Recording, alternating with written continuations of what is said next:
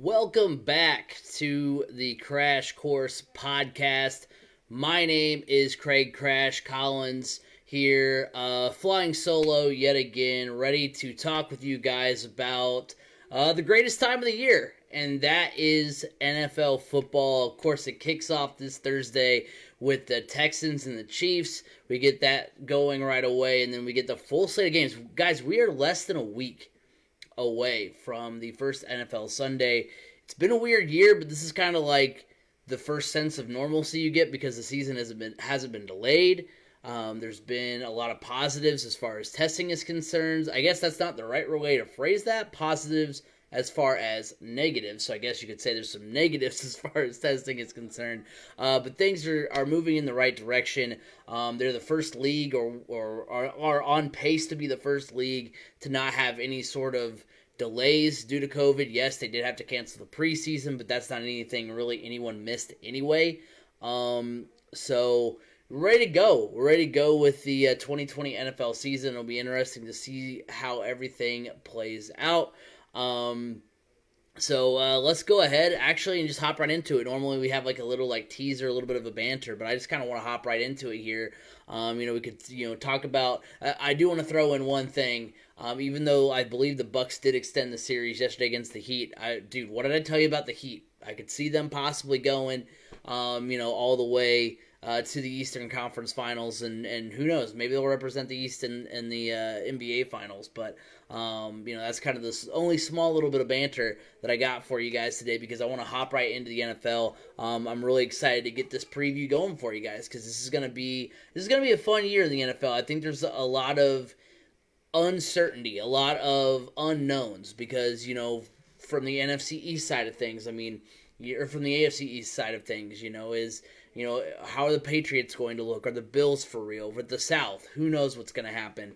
On the NFC side, what about the Cowboys? So there's a lot of questions left to be answered, a lot of things that we just don't know yet, and so I'm really excited to see what we're going to do. So basically today's podcast is going to be, we're going to preview the season for the Colts, and then we're going to preview the season for the rest of the NFL as well. So let's go ahead and hop right into the Colts here. Looking at the additions this offseason, they added defensive lineman DeForest Buckner. That was via trade with the 49ers. That would cost them their first-round pick, but that didn't stop Chris Ballard from having an amazing draft for the guy Jonathan Taylor and Michael Pittman. We'll see how they do this season. They also re-signed Anthony Costanzo to a 2-year, $33 million deal, shored up the line. The big kind of talking point of the offseason was the signing of Phillip Rivers to a 1-year deal. I've felt better as time has gone on about the Phillip Rivers deal, only because, originally when we talked about it, I was like, what are they doing? They had an opportunity to get Tom Brady. If you're not going to get, a future Hall of Famer. Because, I think Phillip Rivers is on that kind of, cusp of, would it surprise me if he's a Hall of Famer? No, but I don't know. It's funny, when you're younger, your definition of Hall of Famer is, I think, a lot more broad. I think, anybody that, plays amazingly, through the course of their career, you think that's a Hall of Famer. And while Phillip Rivers hasn't had a bad career, is it Hall of Fame caliber? And that's kind of the question that we asked ourselves, and you kind of wondered, okay, if it's not going to be an NFL caliber quarterback that's training the future quarterback for the Colts, then, what do we want to do here? Why are we getting Phillip Rivers, a guy who is barely better than Jacoby? Why not either roll with Jacoby or go with the new guy? And so as time has gone on and seeing what the Colts have put around Phillip Rivers, I've felt better about it. So I'm feeling good about the Phillip Rivers decision. Also, they add Xavier Rhodes, which I'm very excited for. It's a veteran presence in that secondary. And then they also add defensive lineman Sheldon Day. Now, before we get into how well those players will impact the Colts this season, let's look at what they did lose. They did lose tight end Eric Ebron, which, again, it's one of those things that in the moment kind of surprises you. In the moment, it makes you kind of wonder, oh my gosh, what are they going to do? This is a guy in Eric Ebron. They had Jack Doyle, they had Mo Alley Cox. This is a tight end core that was so good. Why would they get rid of Ebron? He had such a good year a couple of years ago. But I mean, you look at his numbers. I think he also battled through some injuries last season. Three catches, 375 yards, and 3 touchdowns in 2019. Dude was just not doing it, not cutting it last year. So yeah, I definitely think he went through some injuries. Those were his numbers, but it's just he had a lackluster year in a season in which was his, basically his, close to the end of his contract. So an easy decision there. It's kind of one of those, that's another thing, as you get older, you kind of, when you're younger, you latch on to some of the players that, I don't want to say grow up watching, but you tend to, any player that is good and spends any amount of time on your team, you kind of latch on to them and you say, I love these guys, I want to keep them around, whatever. But then as time goes on, you're like, oh, well, actually, it's not as, this makes sense that they're making the decision. Yes, I love Eric Ebron, but, he put up some lackluster numbers. We're moving on. Easy decision. There you go. Devin Funchess, also a guy who I had high hopes for. Devin Funchess. I was excited about the signing, but obviously did not play hardly at all. I don't think he played. He may have had only like a couple of catches. I don't even know. I was like, I know he got injured like the first week of the season, and it was basically a very short-lived time, on the Indianapolis Colts for Devin Funchess. Like I said, excited about the signing, but not surprised that he's gone. One guy who I think I'm a little surprised maybe that he's gone. Okay, so it was 31. I don't know what I was looking at. It was 3. I think I wrote down 3 touchdowns as 3 catches. But yeah, it was 31 catches, 375 yards, and 3 touchdowns for Ebron. I wanted to check that. I was like, there's no way he only had 3 catches. So I wrote that down wrong. But still, though, a lackluster season. Jabal Sheard, 25 tackles, 4.5 sacks. That was another piece to the puzzle that you thought, that one I think does surprise me a little bit, but then you dive into the numbers.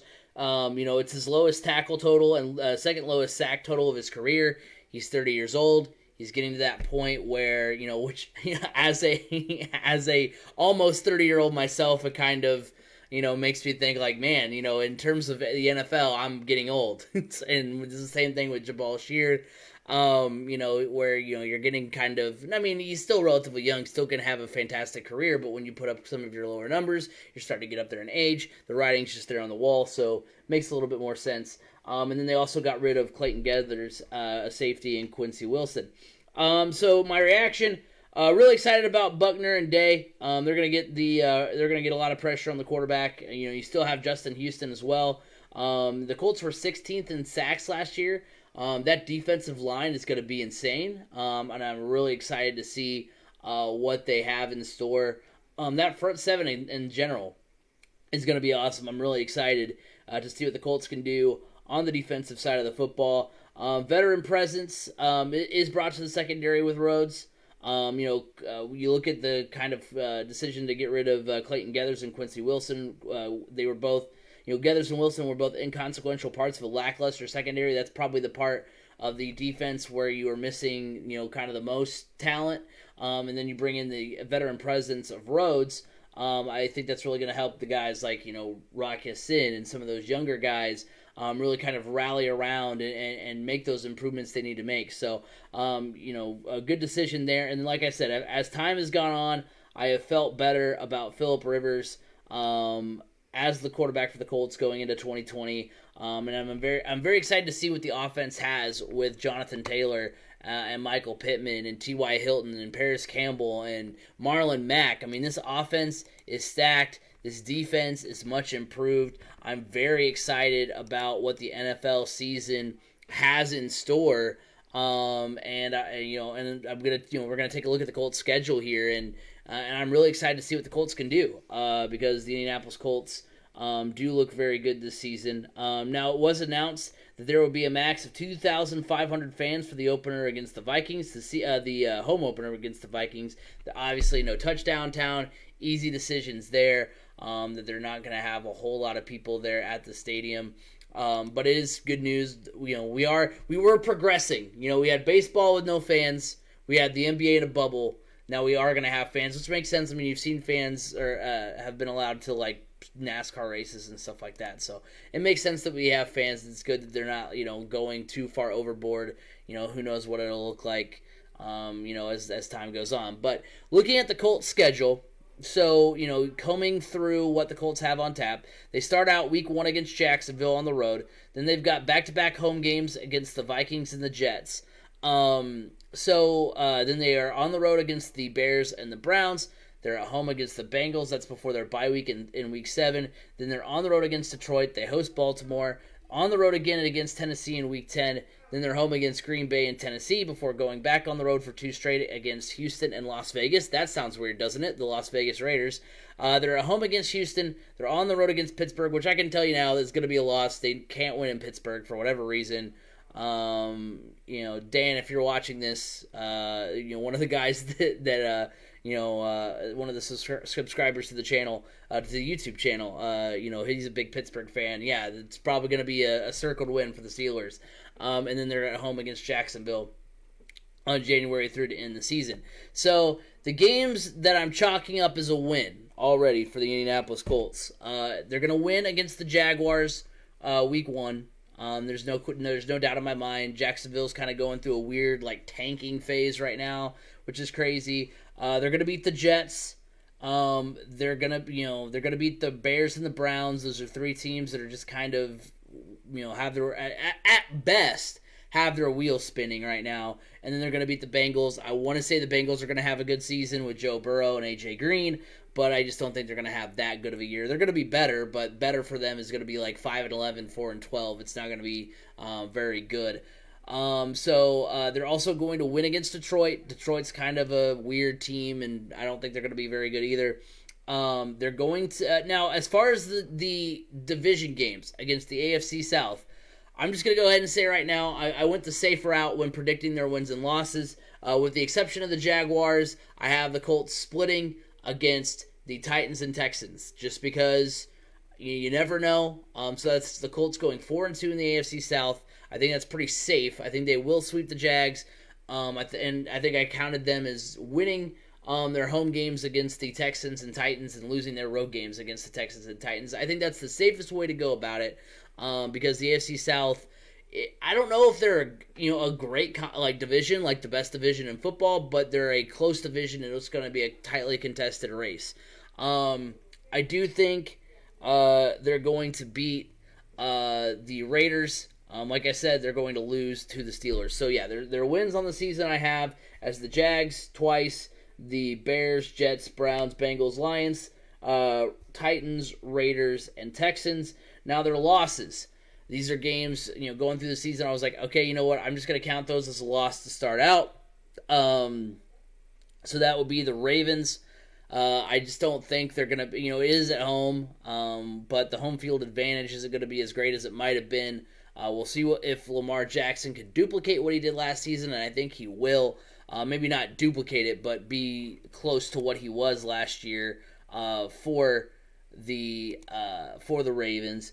Then, like I said, they're going to lose their divisional road games. That's just what I have them written down as. And then they also lose to the Steelers on the road just because they can never win in Pittsburgh.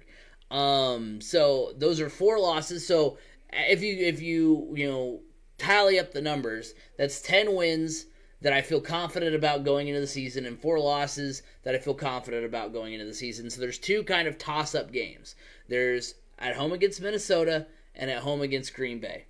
And so I did the safe route and I split those. I had them, I think, if we're going to actually put a number to it, I have them beating the Vikings and losing to the Packers.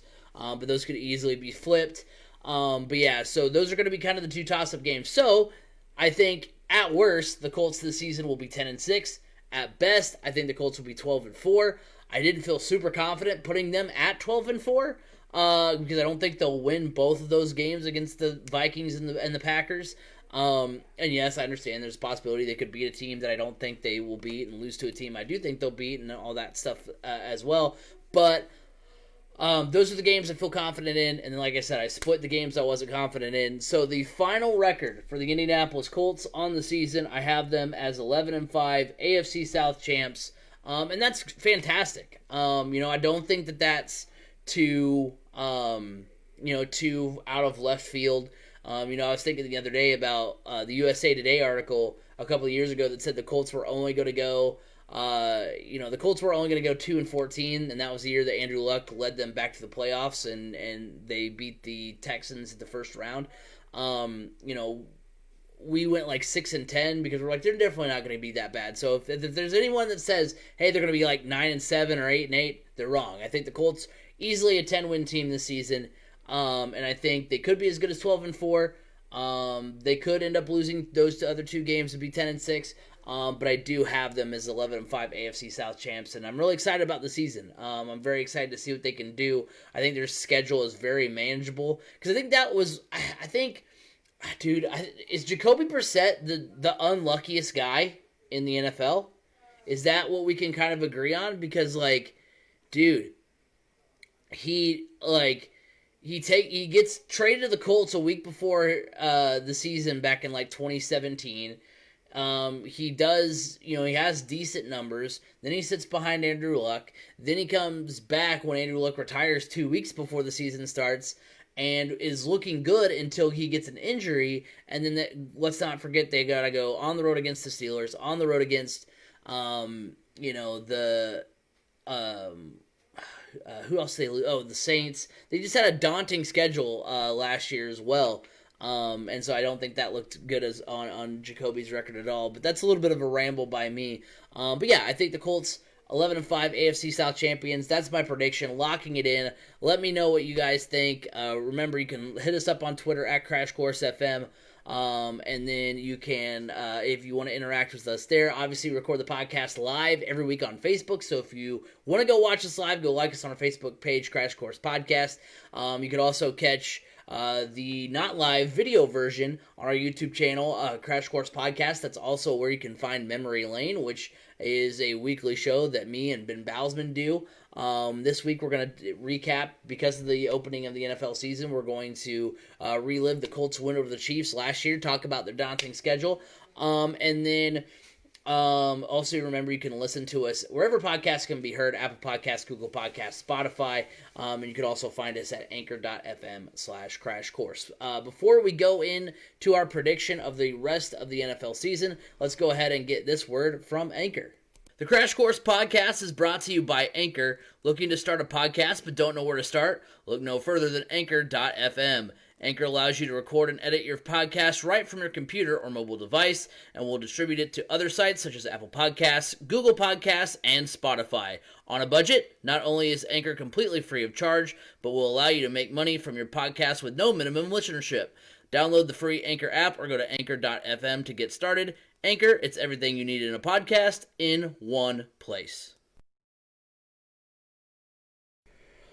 All right, so let's look at the rest of the league. We're going to do what we did last year, which is go in and we're going to look at basically each team individually. We're going to go in and take a look at, basically go back through and look at, each team, go through each division, look at each conference, that whole thing, give you the whole scoop on the NFL season for the Indianapolis Colts, for the entire NFL. I'm still in Colts mode. That's how excited I am about the season. So let's go ahead and take a look.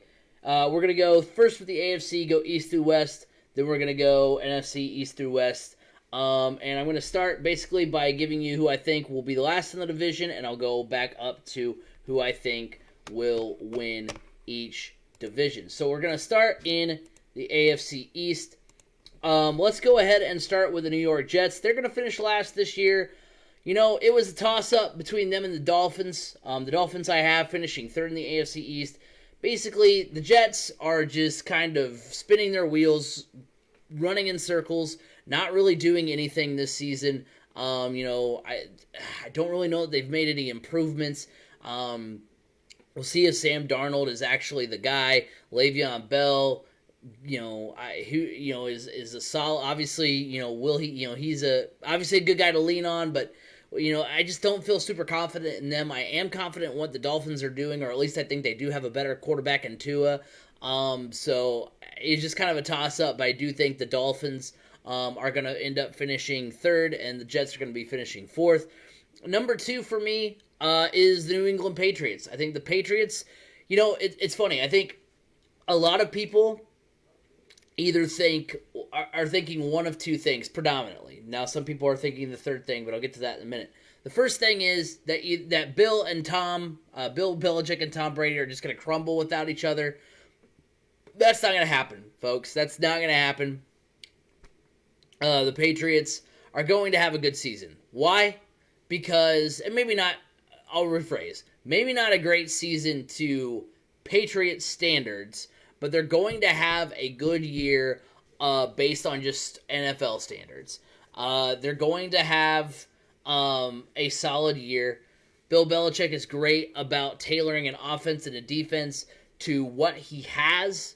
When he had Randy Moss and Dante Stallworth and Corey Dillon, or not Corey Dillon. I don't think Corey Dillon was there during that time. But anyway, when he had those, Wes Welker, when he had those big playmakers, they were a spread, air it out type team. And then when they, had the running backs like Corey Dillon, Lawrence Maroney, they would just hand the football off. I know that's digging way back in the Wayback Machine, but, he's good at adapting. That's what Bill Belichick does. He's got Cam Newton. You've got a Cam Newton who's on a league minimum contract and eager to prove himself.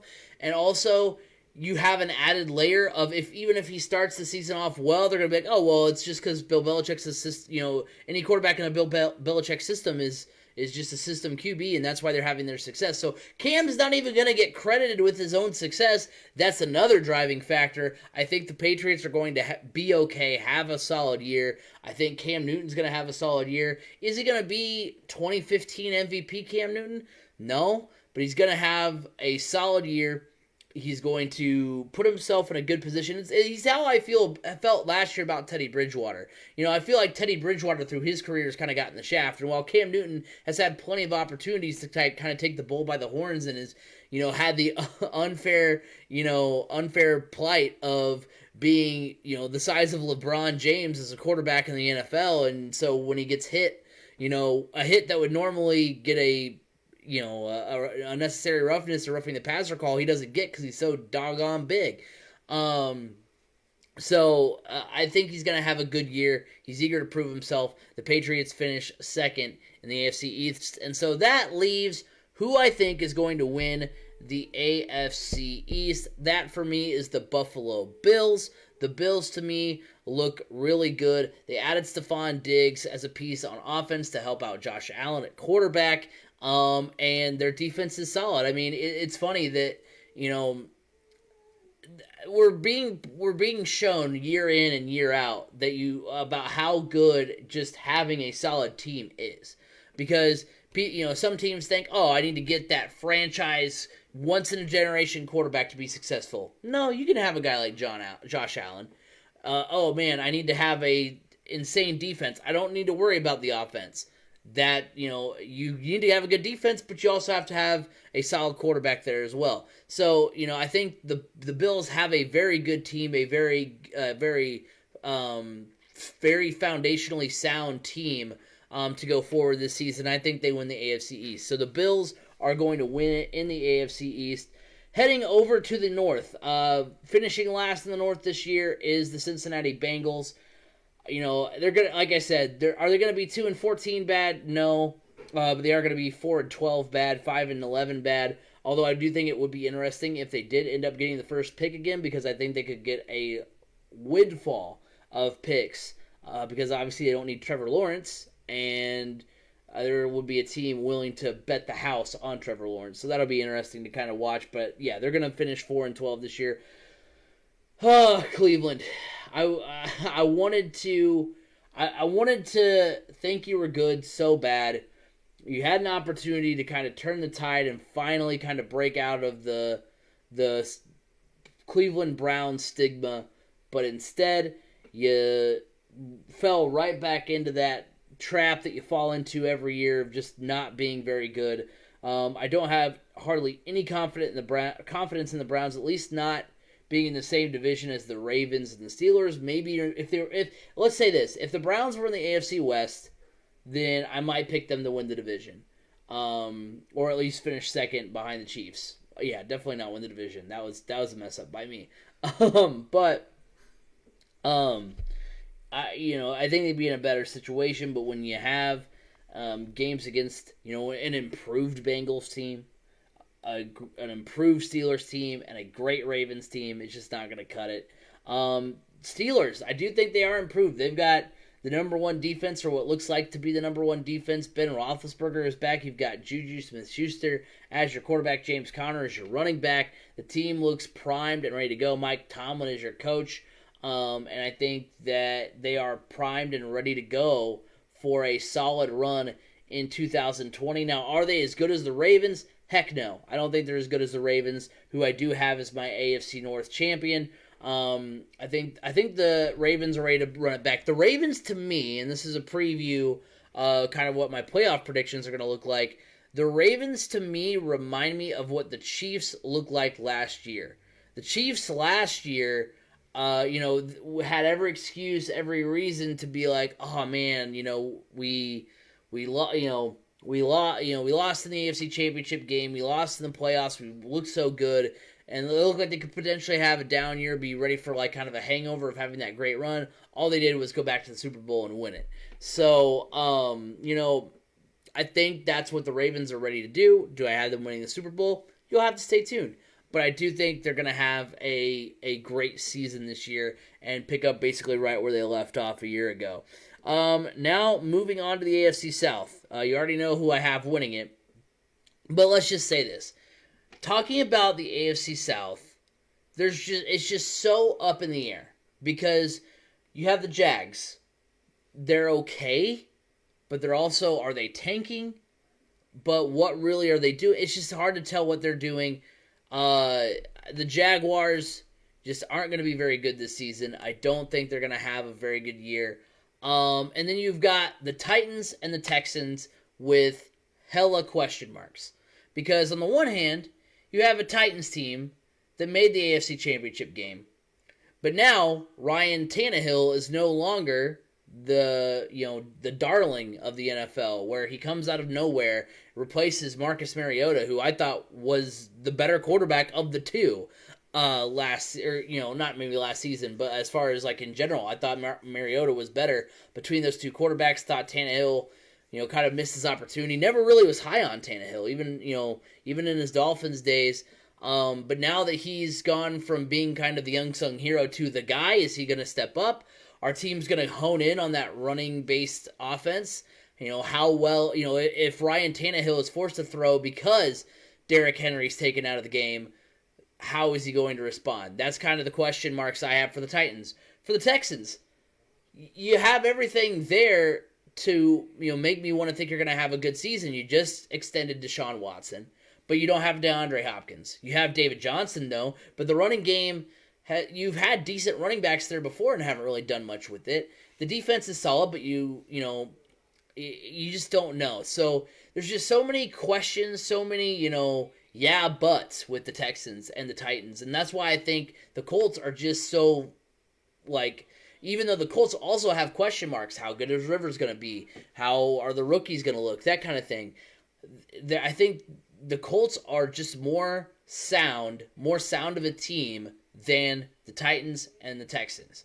And so that's why I have the Colts winning the AFC South. So I have the Jags in last. I put the Titans in third, the Texans in second, the Colts in first. There's just, of those three teams, the Colts, Texans, and Titans, that have question marks going into the season, I think the Colts are just the team that has either way you want to look at it. Either they're the team that has the most questions already answered going into the season, or the team that, their questions going into the season aren't quite as daunting, aren't quite as scary as maybe they might be for other teams. And then, so the Colts win the South, and for the AFC West, The Chargers finished last for me. No Melvin Gordon. Yeah, they have Austin Eckler. That's cool. They have Keenan Allen. Who's getting these guys the football? They lost Derwin James to an injury. He's going to be out for the season. And, they have Tyrod Taylor at quarterback. I've always been kind of a Tyrod Taylor fan. Not fan. I'm not like, oh yeah, Tyrod Taylor. But I don't know. I've rooted for him is what I mean to say. And he's been good in some spots, been bad in some other spots. How quick are they going to go to Herbert? Just not looking good. The Raiders are going to be third. It's just, I don't know. I don't know how to take the Raiders. I think they're going to be improved. In the third year of the John Gruden era, but we'll just kind of see. I do have the Broncos finishing second. I think Drew Lock looks solid. They do add Melvin Gordon. Their defense still looks okay. So I have them second, and then of course, how can you not have the Kansas City Chiefs, defending Super Bowl champions, as first? You might say, hey Craig, teams that win the Super Bowl typically have bad seasons next year. Yeah, but this is the Chiefs. They're in the West. Are they going to be, are they going to be 13-3? I don't know. Again, a little bit of a hangover after winning the Super Bowl. But I do think they're going to have a good year. They're going to win the AFC West. So my division winners from the AFC are the Bills, Ravens, Colts, and Chiefs. Let's go ahead and swing it on over to the NFC, starting with the NFC East. Last place is the Giants. Last place is the Giants. I mean, they, again, how much are they going to lean on Saquon Barkley? They do have some decent talent for Daniel Jones. I think they're going to be okay. They're not going to be dead. They're not going to be the first overall pick. But I think of those two teams that are going to be at the bottom, because it's going to be Washington and it's going to be the Giants at the bottom. I think the Redskins. No, sorry, that is a faux pas. That is out of habit. The Washington football team has more on their side in ways of improvement, as far as they've got a better coach in Ron Rivera. They've got a they've got more going for them. Their defense is improved. Their defense is going to be amazing with Chase Young and Ryan Kerrigan and all those guys on the front lines. So I think the Redskins. I did it again. I think the Washington football team has more going for them than the Giants do right now. So that's why I'm going with them. The Eagles are second in the NFC East. Can Wentz stay healthy through a full season? What's their offense look like? There's just not.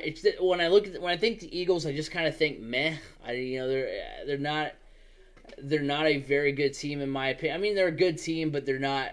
I don't think they're much improved from where they were last year. And last year they were a fringe playoff team, to say the least. So, so that's I have winning the team I have winning the NFC West is the Dallas Cowboys. I think they've got a lot going for them. They've got McCarthy coming back, coming in as the head coach. They've got Dak Prescott, Zeke, Amari Cooper. Their team is just stacked. They finally kind of get that breath of fresh air with Mike McCarthy being the new head coach. So the Dallas Cowboys, I think, win the NFC East. I think they're going to be. I think they're going to have those extra kind of pieces that they were lacking last season and have a good year. In the NFC North, last for me is the Lions. They just kind of seem aimless right now as far as what's going for them. The Bears, they do add Nick Foles.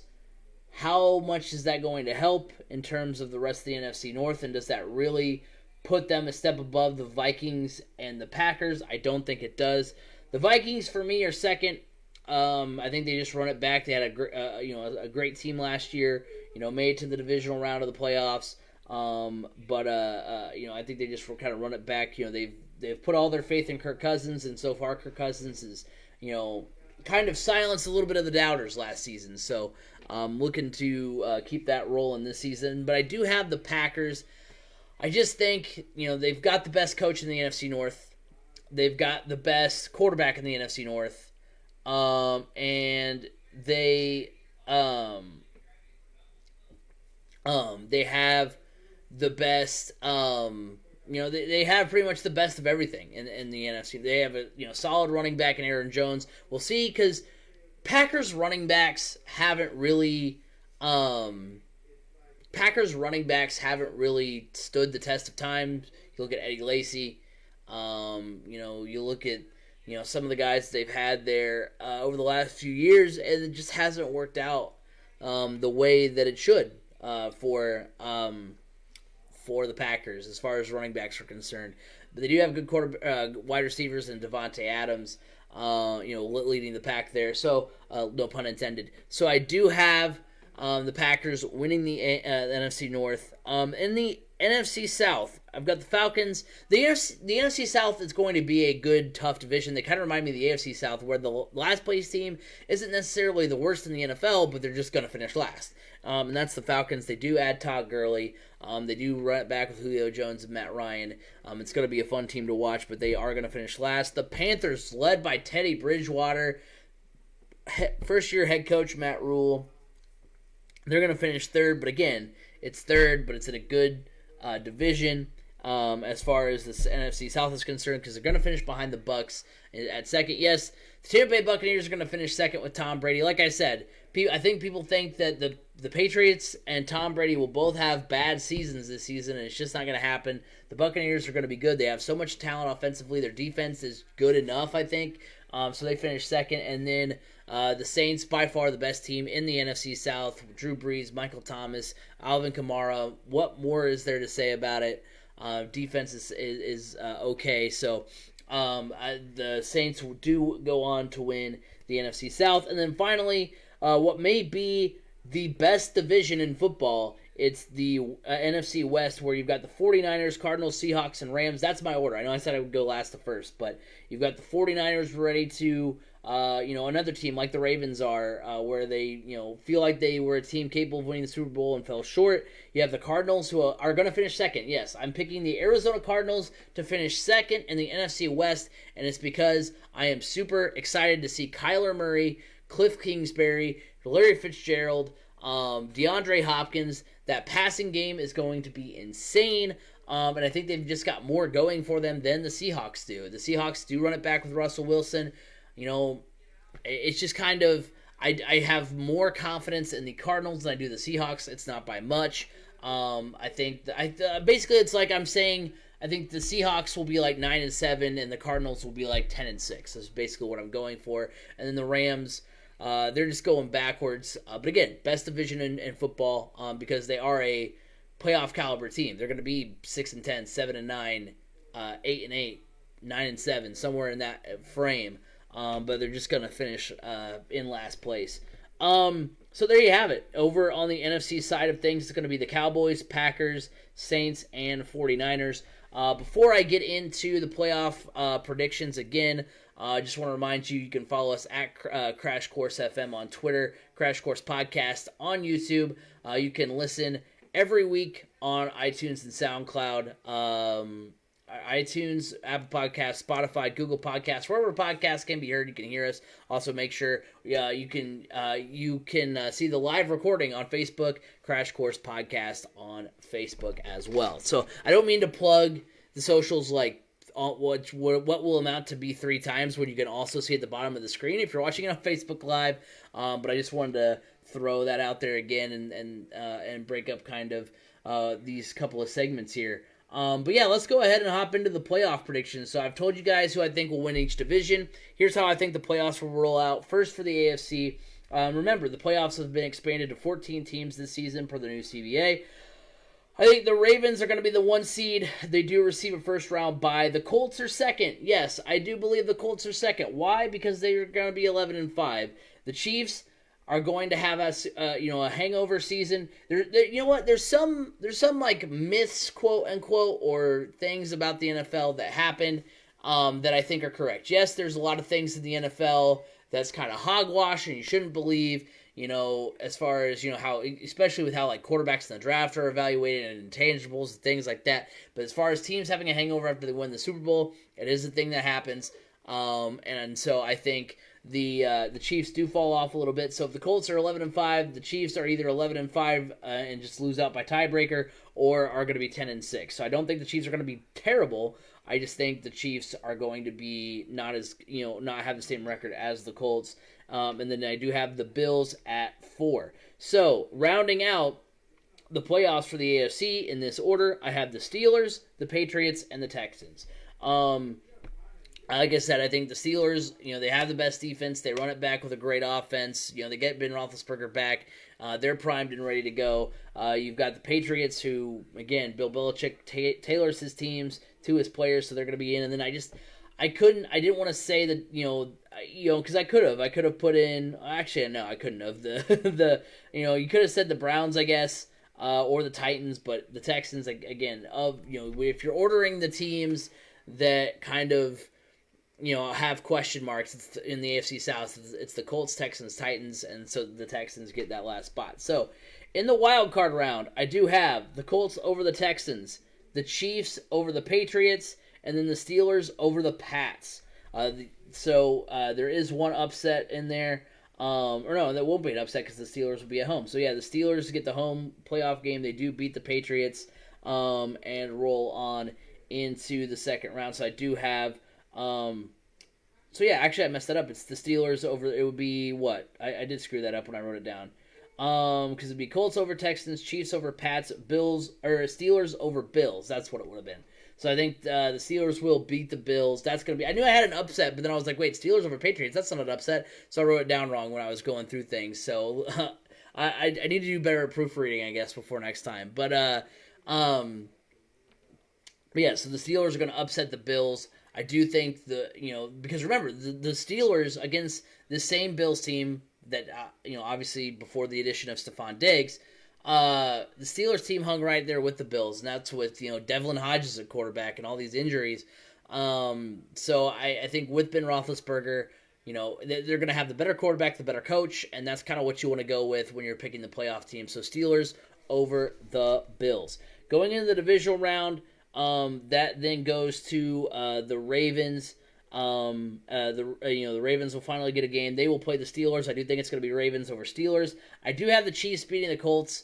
Just because I think once playoff time rolls around, I do have more faith in Patrick Mahomes, more faith in the Chiefs as a whole team. The Colts are going to be much improved, but I do think that's where the Colts fall there. And then in the AFC Championship game, I do have the Ravens beating the Chiefs. So the Ravens represent the AFC in Super Bowl LV. That's 55. So that's how that will shake up. Because again, like I said before, the Ravens remind me of what the Chiefs were a year ago, where they're a team that feels like they should have won the Super Bowl, feels like they should have gotten to, the pinnacle of football glory and just weren't able to come away with it. They lose in the divisional round. It was a disappointing season. I think they're primed and ready to go for a solid year, a good year, a Super Bowl caliber year in 2020. So on the NFC side of things, I've got the Saints getting the first round bye. They're the number 1 seed, followed by the 49ers in second, the Cowboys in third, the Packers in fourth. Those are the division winners. Then rounding out the playoffs, I have the Bucks, Cardinals, and Seahawks. I couldn't make a good case to not have 3 NFC West teams in the playoffs. I mean, yeah, you could go Vikings, but it's kind of one of those things where I think the Cardinals are a playoff team, and then we're going Seahawks, third best team in the NFC West, versus the other second place teams. I mean, the Seahawks are better than the Eagles. The Seahawks are better than the Vikings. So I'm going with the Seahawks there. So in the wild card round, I do have the 49ers over the Seahawks. I do have the Cardinals upsetting the Cowboys. Yes, that Cowboys curse is still going to happen. It's just going to be in a different form here, where the Cardinals do beat the Cowboys. I think that's going to be an insane upset. Like I said, the Cardinals are my sleeper team, and especially with tying it back in, coming full circle with the Heat. I'm going to go.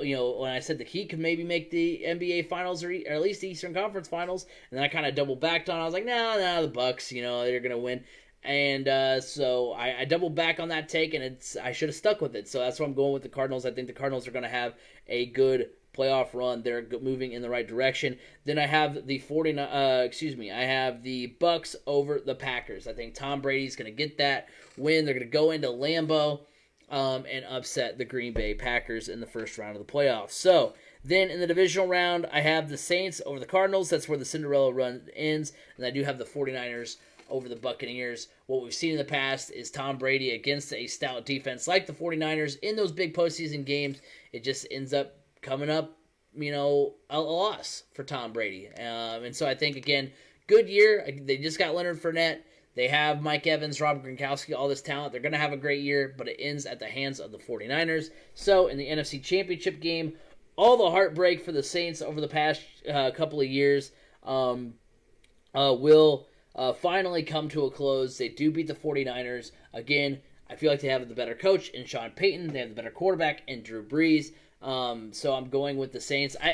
How many years have B. Scott and I sat here and we've picked the Saints to go to the Super Bowl and it hasn't happened? So this has got to be the years. This has got to be the year. I'm going, back into my Cubs days and saying this is the year every year. But I think this is going to finally be the year that it happens. And guess what? That's how I'm going to conclude things here. I'm going to say that the New Orleans Saints are your Super Bowl 55 champion. They're going to beat the Baltimore Ravens in the Super Bowl. I think this is Drew Brees signed a 2-year deal. So I don't know how that works as far as, if you retire. I guess it's the same thing as what happened with the Colts because, with Andrew Luck retiring because I think he elected not to take the money. And I think if Drew Brees wins the Super Bowl, he'll finally retire on that, positive note he's been looking for. And I think that happens this year. B. Scott and I have been calling for it for so long. And I think this is the year that it happens. Drew Brees gets that Super Bowl win, rides off into the sunset, and walks away a 2-time NFL champion. So that is how I think things shake out. I have the Colts 11-5 AFC South champions, ultimately losing in the divisional round of the postseason.